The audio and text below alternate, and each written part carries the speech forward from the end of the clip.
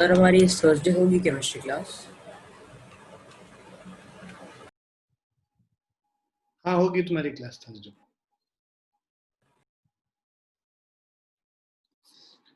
So force on current carrying conductor placed in a magnetic field. So a current carrying wire exerts a mechanical force on a magnet, and if the magnet is free to move, this force can produce a motion in the magnet. So हम लोगों ने ये पढ़ा था कि भाई current carrying conductor की वजह से मैग्नेटिक फील्ड होता है। तो अगर कोई current carrying conductor straight conductor में कोई करंट फ्लो कर रहा है तो उसकी वजह से मैग्नेटिक फील्ड हमने देखा था कि सर्कुलर मैग्नेटिक फील्ड्स होते हैं। और यही अगर करंट कंडक्टर जो है वो अगर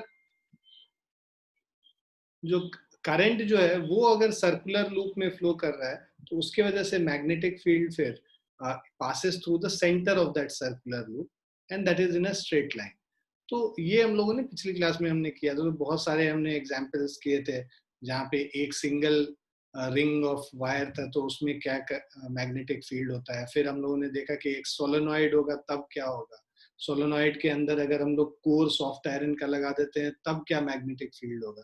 तो ये सारी चीजें हम लोगों ने पिछली क्लास में करी। अब आज की क्लास में हम लोग क्या कर रहे हैं कि अगर एक मैग्नेटिक फील्ड ऑलरेडी एग्जिस्ट कर रहा है एक रीजन में और वहां पे अगर हम लोग करंट कैरिंग कंडक्टर को रखते हैं तो उस करंट कैरिंग कंडक्टर पे एक फोर्स लगता है and that force we say that force on a current carrying conductor placed in a magnetic field.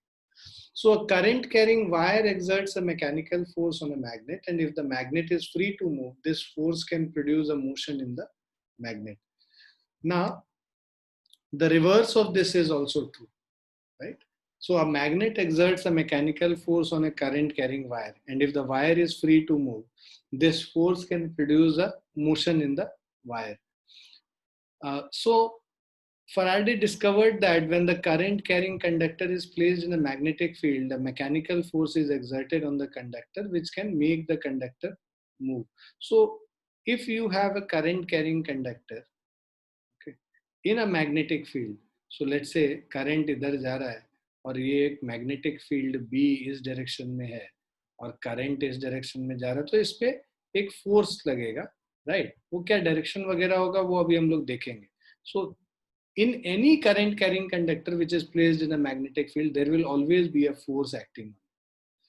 The direction of the force acting on a current carrying wire placed in a magnetic field is perpendicular to both the direction of current and the direction of magnetic field. तो current और magnetic field दोनों के perpendicular होगा. तो I और B दोनों के perpendicular ये जो डायरेक्शन है this is perpendicular to I as well as this. 3 dimension में अगर हम बात करें तो ठीक है. तो अगर ऐसे अगर 2 डायमेंशन में बात करते हैं ये करंट का डायरेक्शन और ये मैग्नेटिक फील्ड का डायरेक्शन है, राइट? तो जो इस पे जो फोर्स लगेगा that will be going inside the plane of paper. मतलब जो अगर हम लोग डायरेक्शन देखेंगे तो फ्लेमिंग्स लेफ्ट हैंड रूल से देखते हैं, वो अभी हम लोग थोड़ी देर बाद पढ़ेंगे. बट अभी आपको ये ध्यान रखना है कि वो आई और बी दोनों के परपेंडिकुलर होगा. मतलब परपेंडिकुलर टू दिस प्लेन, जो ये प्लेन है सरफेस है उसके परपेंडिकुलर, जो हमारा स्क्रीन है उसके परपेंडिकुलर होगा direction. So maximum force is exerted on a current carrying conductor only when it is perpendicular to the direction of magnetic field. No force acts on the current carrying conductor when it is parallel to the magnetic field. तो maximum force तब लगेगा जब current carrying conductor field के perpendicular है, तब maximum force लगता है. और फोर्स कम होता जाएगा अगर इनके बीच का एंगल कम होता जा रहा है. अगर करंट कैरिंग कंडक्टर और मैग्नेटिक फील्ड दोनों पैरेलल हो गए तो उस केस में फोर्स जो इस पे लगेगा वो जीरो लगेगा. There will be no force acting. The direction of the force on the current carrying conductor placed in a magnetic field can be reversed by reversing the direction of current flowing in the conductor. तो अगर current का direction उल्टा कर देंगे तो force opposite हो जाएगा. मतलब यहाँ पे गोइंग इनसाइड द प्लेन है और यही अगर करंट का डायरेक्शन नीचे कर दिया हमने और बी इधर कर दिया, करंट का डायरेक्शन उल्टा करने से फोर्स का डायरेक्शन भी उल्टा हो जाएगा, coming out of the plane of paper हो जाएगा. क्रॉस का मतलब गोइंग इनसाइड, डॉट का मतलब coming outside the plane of paper. तो ये जो है डायरेक्शन, करंट के डायरेक्शन के वजह से ये चेंज हो जाता है। Now, the direction of force on a current carrying conductor placed in a magnetic field can also be reversed by reversing the direction of magnetic field. तो अगर करंट का डायरेक्शन सेम रखो और बी का direction change कर दो, right, तो उस केस में भी फोर्स का डायरेक्शन उल्टा हो जाएगा, coming out of the plane of paper. तो दोनों में से कोई भी, या तो करंट का डायरेक्शन चेंज करें या मैग्नेटिक फील्ड का डायरेक्शन चेंज करें, इनके चेंज करने से फोर्स का डायरेक्शन ऑपोजिट हो जाता है। फ्लेमिंग्स लेफ्ट हैंड रूल हम लोगों को डायरेक्शन बताता है। फ्लेमिंग्स लेफ्ट हैंड रूल के लिए हम लोग बेसिकली अपने लेफ्ट हैंड के फिंगर्स को म्यूचुअली परपेंडिकुलर डायरेक्शंस में ऐसे स्ट्रेच कर लेते हैं। तो जो थंब का डायरेक्शन होता है वो हमें फोर्स का डायरेक्शन बताता है, जो हमारा फोर फिंगर है वो फील्ड का डायरेक्शन बताता है, और जो सेंटर फिंगर है वो करंट का डायरेक्शन बताता है। तो कंडक्टर में जो करंट जिस डायरेक्शन में फ्लो कर रहा है, जैसे अगर हम लोग पिछले केस की बात करें तो लेट्स से ये हमारा कंडक्टर है, इसमें करंट ऐसे ऊपर की तरफ जा रहा है, राइट, और जो मैग्नेटिक फील्ड था वो इस डायरेक्शन में। तो करंट ऊपर जा रहा है, मैग्नेटिक फील्ड ऐसे है, तो ये आप देखो thumb is going inside the plane of paper, तो जो फोर्स होगा that will be going inside the plane. यही अगर हम लोग कह रहे हैं करंट का डायरेक्शन ऑपोजिट कर दो, करंट का डायरेक्शन ऑपोजिट करते हैं, बी इधर हो गया, करंट नीचे हो गया, तो थंब का direction is coming out of the plane of paper. वही चीज अगर हम लोग इसको ऐसे टर्न करते हैं कि मैग्नेटिक फील्ड ऑपोजिट हो गया, करंट ऊपर ही है, मैग्नेटिक फील्ड इस डायरेक्शन में है, तो भी thumb is coming out of the plane of paper. So this is Fleming's left hand rule. So if the direction of current in the conductor and direction of magnetic field are known, then the direction of force acting on the current carrying conductor can be found out by using Fleming's left hand rule. According to Fleming's left hand rule, hold the forefinger, center finger and the thumb of your left hand at right angles to one another. Adjust your hand in such a way that the forefinger points in the direction of magnetic field and the center finger points in the direction of current. Then the direction in which thumb points gives the direction of force acting on the conductor. To memorize Fleming's left hand rule, we should remember that the forefinger represents the magnetic field. Both forefinger and field starts with the same letter F. The center finger represents current. Both center and current start with letter C. And the thumb represents force in motion or motion. Both thumb and motion contain the letter M. तो आपको field का याद रखना है, four finger field से है, current C से है, तो सेंटर फिंगर करंट का डायरेक्शन बताता है, और थंब जो है उसमें एम है जो मोशन है, मोशन किसके वजह से, फोर्स की वजह से, तो वो फोर्स का डायरेक्शन। क्लियर है बच्चों? सो ये फ्लेमिंग्स लेफ्ट हैंड रूल है अगर आप देखो। सो थंब मोशन का डायरेक्शन बताता है या फोर्स का डायरेक्शन, सेंटर फिंगर करंट का डायरेक्शन बता रहा है, और फोर फिंगर फील्ड का डायरेक्शन बता रहा है। ठीक। सो अगर current is coming out of the plane of paper, ये जो करंट का डायरेक्शन है थ्री डायमेंशनली समझो कि this is coming out of the plane of paper, field is going above मतलब वर्टिकली अप, ये फील्ड का डायरेक्शन हो गया, और जो फोर्स का डायरेक्शन है, if you can see here, you know, if you stretch your fingers in this way, left direction में force का direction है. So by convention, the direction of flow of positive charge is taken to be direction of flow of current. So the direction in which the positively charged particle such as protons or alpha particle etc move will be the direction of electric current. ठीक है? So जिधर हमारा जो force लगेगा, so by convention the direction of flow of positive charge is taken as direction of flow of current. तो अगर मान लो ये करंट नहीं फ्लो कर रहा है कंडक्टर में, एक चार्ज मूव कर रहा है और उस पर हम लोग को फोर्स निकालना है, तो जो direction of flow of positive charge है वो डायरेक्शन ऑफ करंट हो गया. So the direction in which the positively charged particles such as proton और alpha particle etcetera move will be the direction of electric current. Now the direction of electric current is however taken to be opposite to the direction of flow of negative charges such as electron. तो जो electric current का direction है वो electron के direction के opposite है. The direction of deflection of current carrying conductor tells us the direction of force applied on. तो अगर कोई करंट कैरिंग कंडक्टर के ऊपर फोर्स लग रहा है जिसकी वजह से वो डिफ्लेक्ट कर रहा है, so direction of the deflection of this conductor is the direction of force. Now devices that use current carrying conductor and magnetic fields include electric motor, electric generator, loudspeakers, microphones and measuring instrument. So these are the devices that use current carrying conductor and magnetic field. ठीक है, तो हम लोग यहाँ पे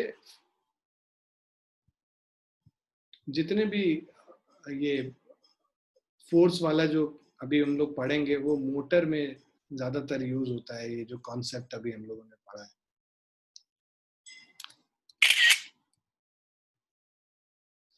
Now force on a current carrying conductor in a magnetic field, ये video तो हम अपलोड कर देंगे, वहां पे देख लेना तुम लोग.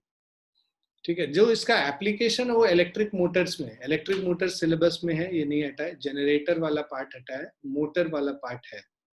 सो इलेक्ट्रिक मोटर में तुम देखोगे यहाँ पे अगर तुमको बेसिक कॉन्सेप्ट समझाएं, नॉर्थ से साउथ डायरेक्शन की तरफ हमारा मैग्नेटिक फील्ड होता है. So magnetic field is always from the north direction to the south direction. अब ये हो गया हमारा मैग्नेटिक फील्ड का डायरेक्शन, बी का डायरेक्शन, राइट. और इसमें जो करंट फ्लो कर रहा है, देखो ये पॉजिटिव टर्मिनल है, पॉजिटिव टर्मिनल, और ये नेगेटिव टर्मिनल. करंट का डायरेक्शन ये डायरेक्शन हो गया, राइट. तो एक्स वाले ब्रश से ये कनेक्टेड है, तो ये हमारा ए से लेके बी तक करंट होगा, बी से सी, सी से डी, और डी से वापस वाई को होता हुआ निकल जाएगा बाहर. अब जब हम लोग ये डायरेक्शन देखते हैं करंट का, ठीक, करंट ये हो गया, मैग्नेटिक फील्ड ये हो गया, बी एंड करंट है. तो अगर हम लोग फ्लेमिंग्स लेफ्ट हैंड रूल से देखें, 4 फिंगर है और करंट है. इस डायरेक्शन में current is going inside, 4 finger ये फील्ड का डायरेक्शन दे रहा है, थंब जो है नीचे की तरफ पॉइंट कर, ठीक. सो ये जो है हमारा, this gives you the direction of force. इस पे करंट इधर है तो फोर्स नीचे है. यहाँ पे करंट इस तरफ, करंट का डायरेक्शन क्या हो गया, ऑपोजिट हो गया. यहाँ पे ए से बी अंदर की तरफ जा रहा था, यहाँ पे सी टू डी बाहर की तरफ करंट आ रहा है. मैग्नेटिक फील्ड का डायरेक्शन सेम है, तो करंट का डायरेक्शन ऑपोजिट करने से जो यहाँ पे फोर्स है वो भी ऑपोजिट हो जाएगा. तो पहले फोर्स नीचे की तरफ लग रहा है, अब फोर्स जो है ऊपर की तरफ लगेगा. और एक कोई इस तरह का आर्मेचर है. सो ये जो आर्मेचर है, इसमें एक तरफ फोर्स हम नीचे की तरफ लगा रहे हैं, दूसरी तरफ फोर्स ऊपर की तरफ लगा रहे हैं. ये इसके अबाउट रोटेट करेगा anti clockwise direction. Couple of force इसको कहते हैं. बेसिकली फोर्स जो एक दूसरे से परपेंडिकुलर डिस्टेंस पे है, उसके वजह से रोटेटिंग इफेक्ट होगा. रोटेटिंग इफेक्ट की वजह से ये कैसे रोटेट करेगा, इस डायरेक्शन में रोटेट करेगा, क्योंकि ये जो सी डी पे ऊपर फोर्स लग रहा है और ए बी पे नीचे फोर्स लग रहा है. नीचे वाला फोर्स इसको नीचे पुल करेगा, और उधर ऊपर वाला फोर्स सी डी को ऊपर पुल करेगा. तो सी डी पे ऊपर और ए बी पे नीचे कभी भी ऐसा फोर्स लगेगा तो ये पूरी चीज जो है रोटेट कर रही हो. क्लियर है बच्चों? तो ये कॉन्सेप्ट है बेसिकली इलेक्ट्रिक मोटर का. अब इसमें जो ये स्प्लिट रिंग होता है, ठीक है, सो this is a split ring basically. तो बीच में एक हॉलो होता है, राइट. तो जब ये रोटेट करके, जब ये रोटेट करके ऐसा आया कि सी डी टॉप पे पहुंच गया और ए बी बॉटम पे पहुंच गया, तो उस मोमेंट पे ये जो गैप है, ये गैप आके ब्रश से टच होगा. तो मोमेंटरली उस मोमेंट पे बस क्या होगा, करंट फ्लो करना बंद हो जाएगा. करंट फ्लो करना बंद हो जाएगा तो मैग्नेटिक फील्ड भी बंद हो जाएगा. अब उसके वजह से क्या है, बट ये जो इनर्शिया के वजह से इनर्शिया ऑफ मोशन के वजह से ये फर्दर आगे ट्विस्ट कर जाएगा। मतलब कोई चीज को तुम ऐसे घुमा रहे हो और तुम अचानक छोड़ दिए तो वहीं पे तो रुकेगा नहीं, थोड़ा आगे मूव करेगा। जैसे ही ये आगे थोड़ा मूव करता है, ये दूसरा वाला जो साइड है, जो स्प्लिट रिंग का जो दूसरा वाला साइड है, वो वाला side split ring P and Q बोल रहे हैं। तो वो जो दूसरा वाला साइड है, वो वाला साइड आके इससे टच हो जाता है, एक्स वाले से टच हो जाता है।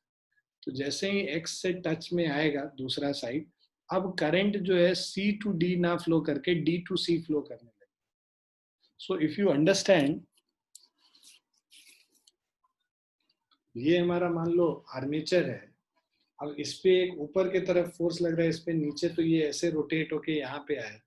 इस मोमेंट पे ये जो गैप है, ये gap is in contact with the ये ब्रश, जिसके वजह से क्या है, ये ऐसे आगे मूव करेगा, राइट, आगे मूव करेगा और मूव करके ये जो दूसरा वाला पोर्शन है एक्सल का, वो आके टच हो जाएगा। मतलब वो जो स्प्लिट रिंग का जो दूसरा पोर्शन है, वो आके टच करेगा एक्स वाले से।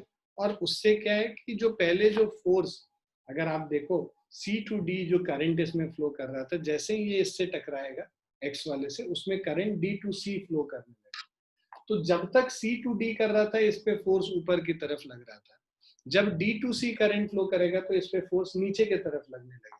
तो हाफ साइकिल के बाद, लेट से यहाँ पर से शुरू हुआ, ये यहाँ तक पहुंचा, तो इस पे सी डी पे ऊपर की तरफ लग रहा है और ए बी पे नीचे की तरफ फोर्स लग रहा है। जो फर्दर ये रोटेट होगा तो उसके बाद सी डी पे नीचे की तरफ फोर्स लगने लगेगा और ए बी पे वापस ऊपर की तरफ फोर्स लगने लगेगा। तो ये क्या होता है, ये कंटिन्यूअसली ये चेंजेस होते रहते हैं आफ्टर एवरी हाफ साइकिल, और वो एक ही डायरेक्शन में उसको घुमाता रहे। हाँ पुलकित पूछो। सर यहाँ पर पी वाई के कांटेक्ट में आएगा ना? कौन किसके कांटेक्ट में आएगा? सर जो पी दूसरा स्प्लिट रिंग है सर, वो वाई के कांटेक्ट में आएगा ना जी, हम सर, जब वो हाफ वे पे होगा? नाम तो कुछ लिए ही नहीं है अभी बताने समय। तुम्हारे पास दो है, एक ऐसा है एक ऐसा है, ये आके जब यहाँ पे टकराएगा तो if you are saying this as P and this as Q, तो ये पी हो जाएगा और ये क्यू हो जाएगा, ऐसे लटकेगा। अब ये तो जो दे रखा है दो स्प्लिट रिंग को यहाँ पे नीचे। सर, तो लिखा हुआ है, तुमको पी दिख रहा है लिखा हुआ है कहीं पे? यहाँ पे हमको तो क्यू बस दिख रहा है लिखा हुआ। दिख नहीं रहा है सर, मतलब लिखा हो नहीं, पीएनपी नहीं और लिख रहा है, नहीं दिख रहा है तो इसको देखो यहाँ पे जो समझा रहा है ना। स्पेकुलेट मत करो ना कोई चीज को। क्यू किसके लिए लिखा हुआ तुमको कैसे पता कि राइट वाले के लिए लिखा है या लेफ्ट वाले के लिए लिखा है क्यू? हाँ, नहीं मेंशन है ना। तो इसीलिए हम कह रहे हैं यहाँ पे इसको देखो और समझो। पहले यहाँ पे जो फिगर बना हुआ है, ये लेफ्ट वाला अगर क्यू है, राइट वाला क्यू है, यहाँ पे एक ब्रश लगा हुआ और एक ब्रश यहाँ लगा हुआ है, एक्स और वाई। जब दूसरा, जब ये इस तरह से रोटेट कर जाएगा, एक्स वाला जो है अब पहले जो पी के कांटेक्ट में था, अब वो एक्स वाला क्यू के कांटेक्ट में आ जाएगा और पी वापस वाई के कांटेक्ट में चला। तो उससे क्या है कि डायरेक्शन चेंज हो जाएगा। जो सी डी में डायरेक्शन था वो डी टू सी डायरेक्शन हो जाएगा। करंट करंट का डायरेक्शन ऑपोजिट होने की वजह से फोर्स का डायरेक्शन भी ऑपोजिट हो जाता है। तो पहले सी डी पे जो ऊपर की तरफ लग रहा है, वो सी डी पे अब नीचे की तरफ फोर्स लगेगा, जिसके वजह से it will continue to rotate in the same direction as it was doing. तो अभी इनिशियली एंटी क्लॉकवाइज डायरेक्शन में मूव कर रहा है, तो फर्दर एंटी क्लॉकवाइज डायरेक्शन में ही कंटिन्यू करता रहेगा। Is this clear to everyone?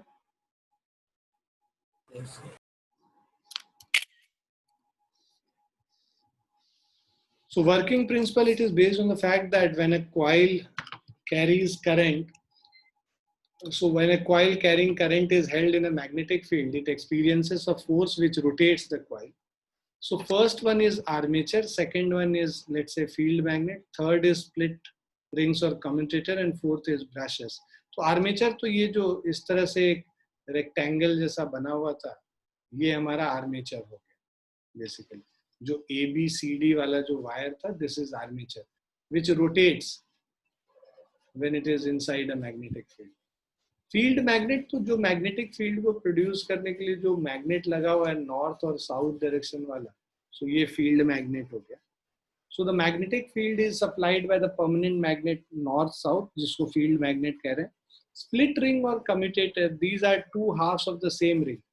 तो ये जो हम लोग अभी पढ़ रहे थे,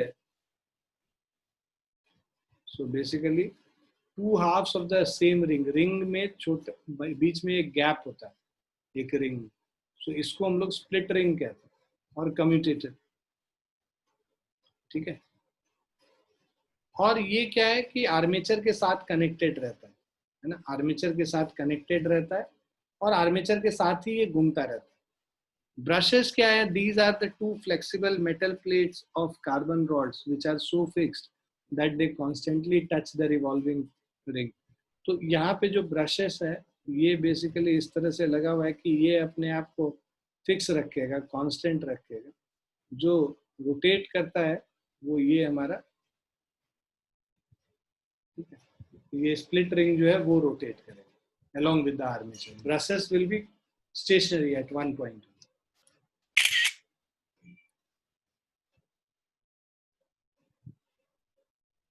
So जो इलेक्ट्रिक मोटर वाली बात है, ये जो हम लोग बात कर रहे थे ABCD वाला, इसको अगर हम लोग समझें, so electric motor consists of a rectangular coil ABCD. So this is the coil ABCD.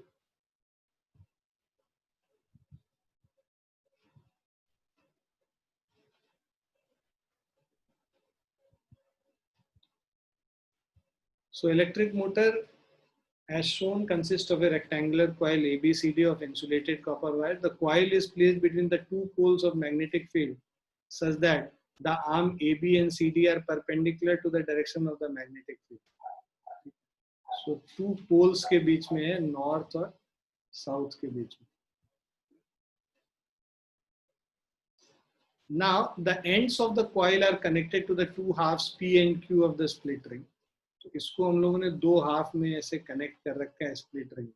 मान लो ये P है और ये Q, इसको कनेक्ट कर दिया.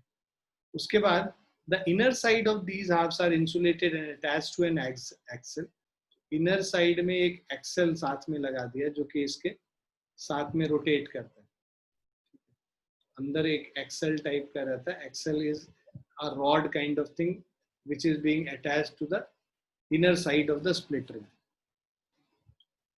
The external conducting edges of P and Q touch two conducting stationary brushes X and Y.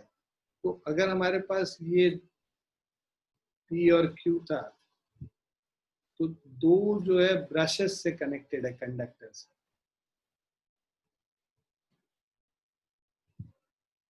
Now current in the coil ABCD enters from the source battery. तो इस तरह से कनेक्टेड था कि ये पॉजिटिव है, ये नेगेटिव है. तो ये बैटरी जो है ये करंट इधर फ्लो कराएगा. तो X से P जो है इसको टच करता हुआ ये बेसिकली आर्मेचर A से लेके B तक जाएगा करंट, और वापसी में ये C से लेके D तक करंट आएगा. On applying Fleming's left hand rule for the direction of force, हम देखते हैं, अभी हम लोग थोड़ी देर पहले देखे भी थे कि भाई AB पे नीचे फोर्स लग रहा है और CD पे ऊपर की तरफ फोर्स लग रहा है, जिससे एक moment of force, basically couple of force produce हो रहा है, not on the same line. So उससे एक रोटेटिंग इफेक्ट आता है. रोटेटिंग इफेक्ट की वजह से ये पूरा आर्मेचर एंटी क्लॉकवाइज डायरेक्शन में रोटेट करता है.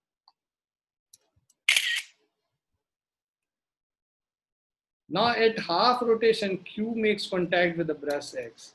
So जब ये start ऐसे हुआ था,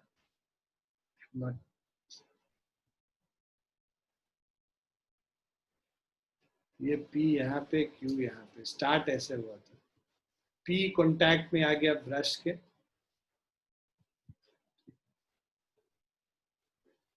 और Q contact में आ गया दूसरे वाले ब्रश.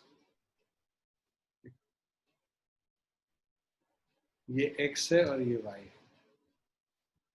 अब जब ये 180 डिग्री से रोटेट कर जाएगा, 180 डिग्री से रोटेट करेगा तो कुछ इस तरीके से आएगा.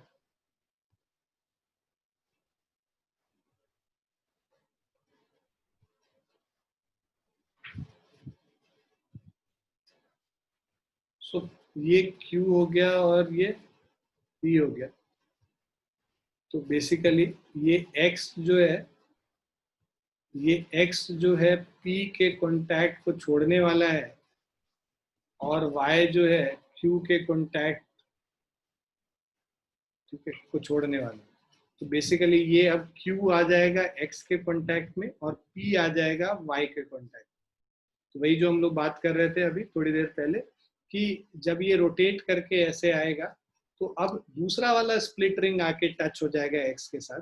दूसरे वाले स्प्लिट रिंग से Q के साथ CD अटैच्ड है और P के साथ AB अटैच्ड, स्प्लिट रिंग के साथ। तो P के साथ बिकॉज AB अटैच्ड है और पहले हमने देखा कि करंट A टू B जा रहा है ना, और यहाँ पे करंट C टू D जा रहा था। बट जैसे ही ये आएगा इसके कॉन्टैक्ट में, P के कॉन्टैक्ट में, करंट अब अपोजिट डायरेक्शन में फ्लो करने लगेगा, D टू C, और यहाँ पे current B to A flow करने लगेगा, right. So if this is the armature, so A, B and C, D, पहले करंट A टू B और C टू D जा रहा था। जब वो हाफ रोटेशन हो जाएगा उसके बाद करंट D टू C और B टू A आने लगेगा। तो पहले A टू B नीचे, C टू D ऊपर था। बाद में जब हाफ रोटेशन, पूरा हाफ रोटेशन ऐसे घूम जाएगा तो DC पे नीचे की तरफ फोर्स लगेगा और AB पे ऊपर की तरफ फोर्स लगने लगेगा। So this will keep on continuing, you know, ये जो रिवर्सल है फोर्स के डायरेक्शन का, that will always happen after every half cycle, half turn.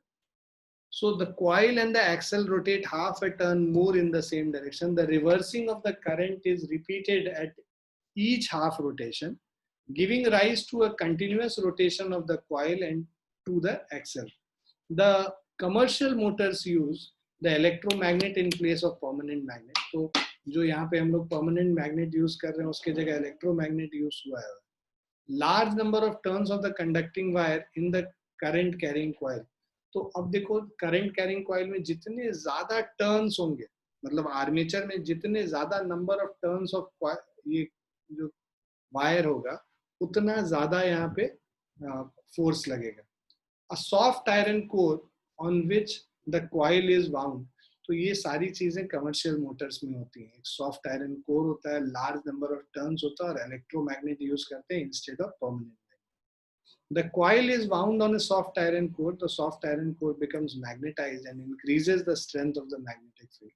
This makes the motor more powerful. Assembly of soft iron core and the coil is called the armature. Together, जो coil है और soft iron core को साथ में अगर हम मिला के बात करें तो उसको armature कहते हैं.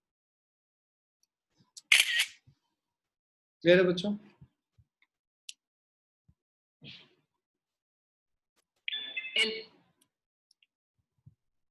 Now electromagnetic induction, third part of the chapter जो हम लोग बात कर रहे थे पिछली क्लास में भी, कि पहली क्लास में हम लोग देखा करंट की वजह से मैग्नेटिक फील्ड. सेकंड क्लास में अभी हम लोग देख रहे हैं कि मैग्नेटिक फील्ड के अंदर अगर कंडक्टर है तो उस पर एक फोर्स लगता है. दूसरा अगर हम लोग देखें कि अगर एक करंट कैरिंग कंडक्टर को मैग्नेटिक फील्ड के अंदर मूव कराते हो तो उस करंट कैरिंग कंडक्टर पे एक ईएमएफ इंड्यूस हो जाता है, ईएमएफ आ जाता है. सो ईएमएफ जो appears in that current carrying conductor is because of this phenomena, electromagnetic induction. So we have studied that an electric current can produce magnetism. The reverse of this is also true. That is, a magnetism can produce an electric current. So this is the basis of electromagnetic induction. The production of electricity from magnetism is electromagnetic induction. So production of electricity from magnetism. अभी हम लोग पहले पढ़ रहे थे production of magnetism from electricity. अब हम लोग पढ़ रहे हैं production of electricity from magnetism. So when a straight wire is moved up and down rapidly between the two poles of a horseshoe magnet, then an electric current is produced in the wire. तो जो ये conductor को अगर हम लोग magnet के ऊपर नीचे मूव कराते हैं तो उस कंडक्टर के ऊपर एक करंट आ जाता है. ये इलेक्ट्रोमैग्नेटिक इंडक्शन है. उस करंट को इंड्यूस्ड करंट कहते हैं.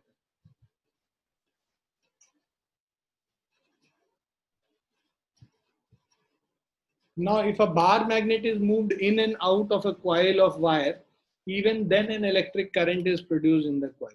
सो वी नो दैट जब बार मैग्नेट को अगर हम लोग इसके अंदर मूव कराएंगे, तो हम लोगों ने, मैंने पिछली क्लास में, मतलब जब पिछली बार मैं पढ़ा रहा था तो मैंने बताया था एक लेंजेस लॉ होता है। लेंजेस लॉ क्या करता है, वो ये कहता है कि कभी भी जो डायरेक्शन ऑफ इंड्यूस करंट निकालना है, वो डायरेक्शन ऐसे निकालते हैं कि जो भी चीज वो उस, मतलब अगर मान लो कोई भी एक्टिविटी से जो मैग्नेटिक फील्ड इंक्रीज कर रहा है कॉइल के अंदर, तो उसको क्या करेगा, ये करंट जो इंड्यूस होगा वो उस चेंज को अपोज करेगा। तो मैग्नेटिक फील्ड, जब ये मैग्नेट को अंदर लेके जा रहे हैं तो मैग्नेटिक फील्ड इंक्रीज हो रहा है, नॉर्थ पोल को अंदर लेके जा रहे हो, मैग्नेटिक फील्ड इंक्रीज हो रहा है। तो मैग्नेटिक फील्ड को डिक्रीज करने के लिए इसमें करंट इस डायरेक्शन में इंड्यूस होगा, जिसके वजह से मैग्नेटिक फील्ड ऑपोजिट डायरेक्शन में, ये जो करंट मैग्नेटिक फील्ड है, मैग्नेटिक फील्ड इधर लेफ्ट साइड में है, उसके ऑपोजिट डायरेक्शन में इंड्यूस हो जाए मैग्नेटिक। तो ऑपोजिट डायरेक्शन में इंड्यूस हो जाए मतलब अब मैग्नेटिक फील्ड, जो इंड्यूस्ड मैग्नेटिक फील्ड है, वो इस डायरेक्शन में हो। ठीक, so this is known as Lenz's law. ना, ये जो तरीका है जो निकालने का, इसको लेंजेस लॉ कहते हैं। ठीक है, तो करंट इंड्यूस्ड किस डायरेक्शन में होगा वो हम लोग लेंजेस लॉ से निकालते हैं। तो जो magnetic field, actual magnetic field है, उसको अपोज करेगा ये लेंजेस लॉ, उस इंक्रीज को अपोज करेगा Lenz's law. So if a bar magnet is moved in and out of a coil of wire, even then the electric current is produced in the coil. The current produced by a moving straight wire in a magnetic field or by moving a magnet in a coil is called induced current. The process of electromagnetic induction has led to the construction of generators for producing electricity at power stations. ये जो electromagnetic induction का जो process है, this has led to the construction of generators for producing electricity at power station. So same चीज यहाँ पे, galvanometer जो है वो हमें करंट का डिफ्लेक्शन बताता है। सो बेसिकली जब ये मैग्नेट, आप देखो कि कॉइल के अंदर जा रहा है, तो इसमें there is a deflection in the galvanometer. So galvanometer is an instrument which can detect the presence of electric current. कितना करंट है ये नहीं बताता है ना, प्रेजेंस बताता है कि करंट है या नहीं, और अगर है तो किस डायरेक्शन में है, that is being specified by this galvanometer. The direction of the induced current can be reversed by reversing the direction of the motion of the conductor or by reversing the direction of magnetic field. तो motion of the conductor को reverse करके तो भी हम लोग direction of induce current निकाल सकते हैं, और reversing the direction of magnetic field, उससे भी हम लोग इंड्यूस करंट का डायरेक्शन निकाल सकते हैं. A generator uses the movement of a rectangular coil of wire between the poles of a horseshoe magnet to produce an electric current or electricity.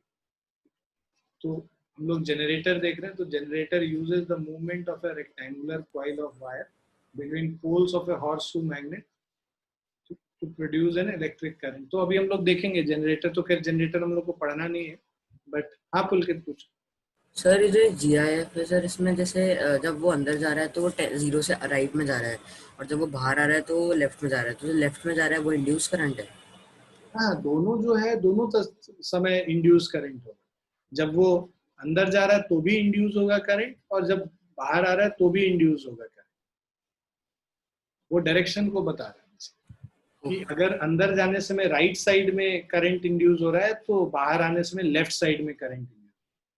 Okay sir. Direction opposite हो जाएगा current induce.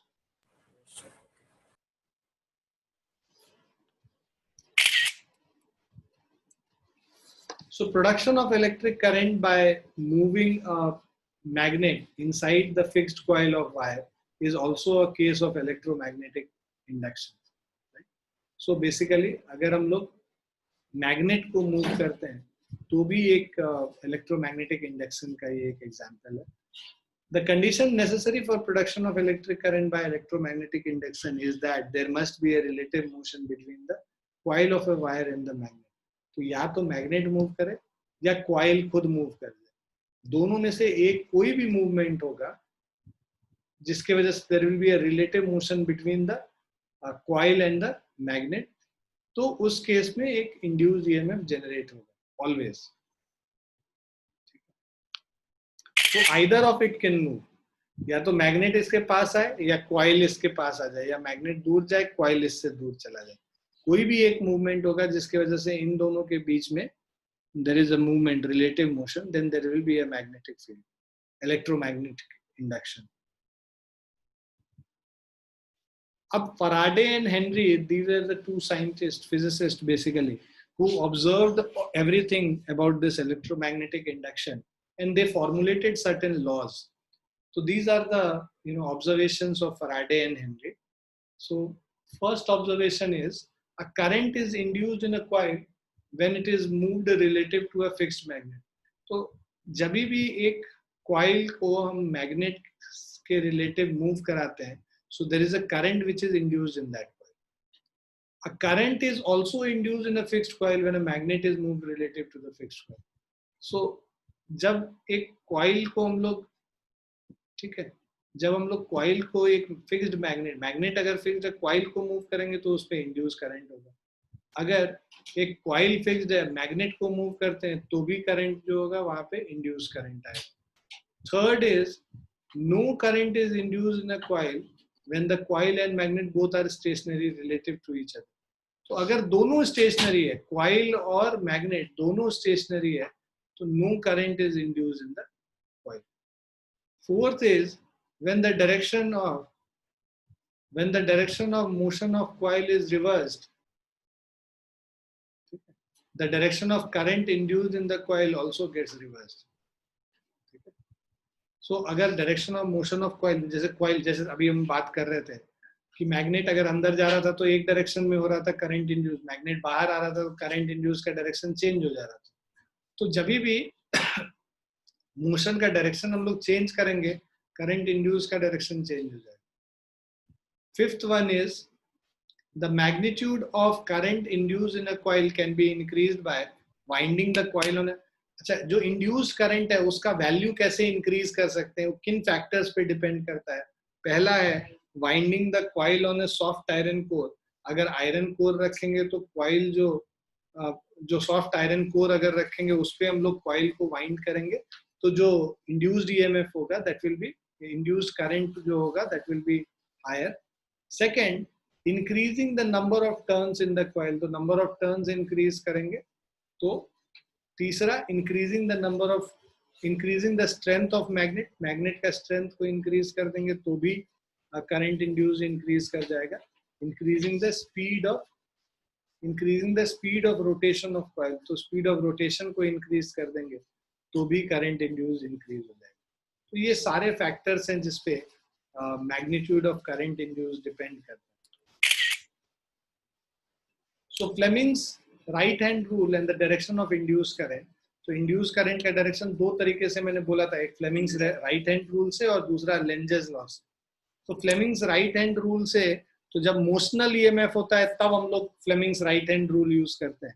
मतलब कि अगर हमारे पास एक magnetic field है going inside the plane of paper, तो पूरे रीजन में मैग्नेटिक फील्ड है जो कि it is going inside the plane of paper, और इस मैग्नेटिक फील्ड में अगर हम एक कंडक्टर को मूव करा रहे हैं, तो हमारा कंडक्टर लेट से ए बी है और ये इस डायरेक्शन में मूव कर रहा है, ठीक है। So if a conductor is moving in this direction, तो Fleming's right hand thumb rule देखो, तो ये फ्लेमिंग्स राइट हैंड रूल क्या बताता है हम लोगों को कि direction of thumb is the direction of motion, forefinger gives you the direction of magnetic field and the center finger gives you the direction of current induced। तो यहाँ centre finger क्या है, ए से बी के तरफ है, तो बिकॉज सेंटर फिंगर ए से बी के तरफ है इस डायरेक्शन में, तो जो करंट इंड्यूस्ड होगा that will be from A to B. Is it clear? अब इसमें भी सेम चीज है, देखो जब वेलोसिटी का डायरेक्शन उल्टा करोगे तो भी करंट का डायरेक्शन उल्टा हो जाएगा, अगर मैग्नेटिक फील्ड का डायरेक्शन ऑपोजिट करोगे तो भी करंट का डायरेक्शन ऑपोजिट हो जाएगा, जो इंड्यूस करंट है उसका डायरेक्शन ऑपोजिट हो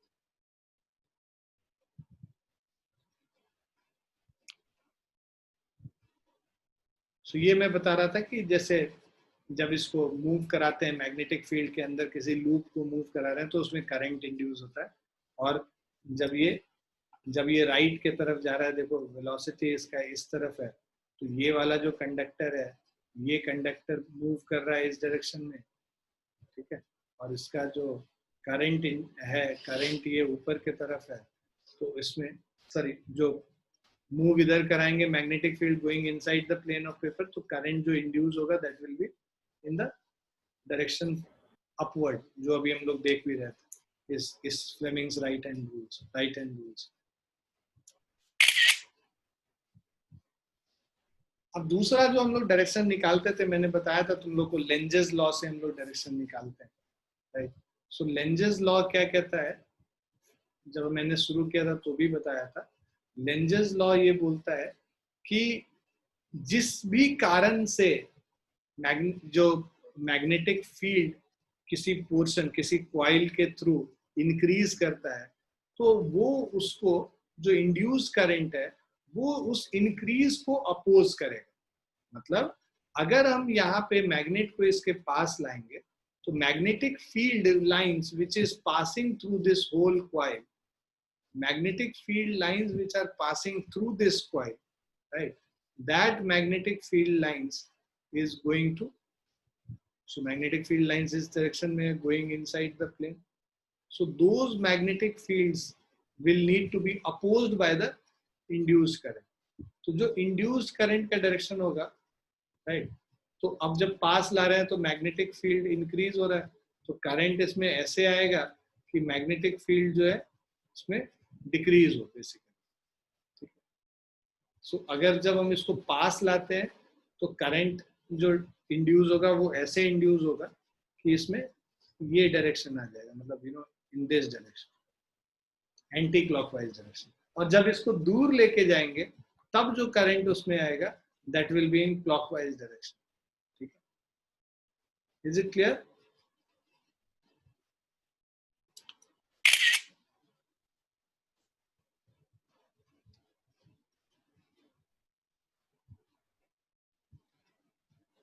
ठीक है, जब पास आ रहा है, जब दूर जा रहा है तो करंट क्लॉकवाइज आ रहा है, देखो जब पास जा रहा है तो यहाँ पे एंटी क्लॉकवाइज डायरेक्शन में current, when it is going nearer the direction of the current is in anti clockwise direction, right. और जब यही चीज when it will go far the current induced will be in clockwise direction. Is it clear everyone?